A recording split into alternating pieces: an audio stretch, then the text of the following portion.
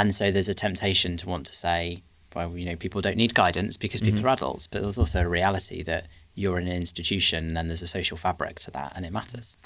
And if you don't know the rules of the social fabric, the social contract that you have with the university and with other people, with people across campus, how do you move forward? How do you communicate with one another if everybody's on edge? And there's a place for rules, and there's also a place just for education and people knowing about stuff, right? So there was a great study that was from the US, and we should always be wary about drawing comparisons between UK and US on these things.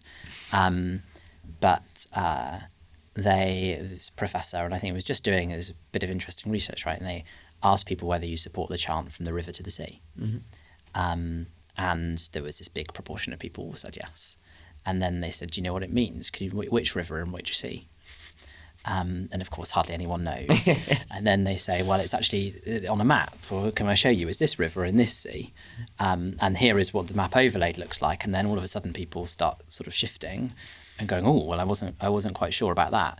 And then you say, well, actually, here is how people with different viewpoints interpret that, and this is what it means to them.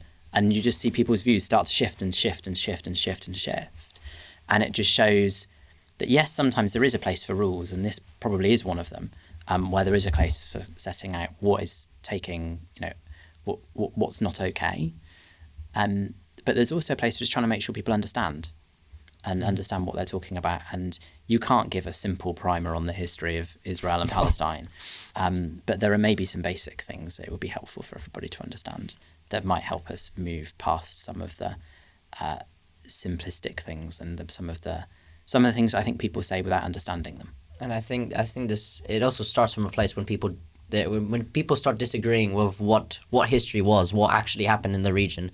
You're just bound to start making accusations towards the other person because you're just coming from a completely different place. History is written by the winners, right? That's a common phrase, but it's complicated. Well, it's written by the people who have cultural influence afterwards, which are often the winners and sometimes not the winners. Anyway, I'm not sure if this is where you wanted to take it. No, but I think that's the whole point of a podcast. It's a free-flowing conversation, and I think that kind of leads on perfectly to. We'll talk a bit more about the Conservative Party and what the Conservatives actually believe and what do they value.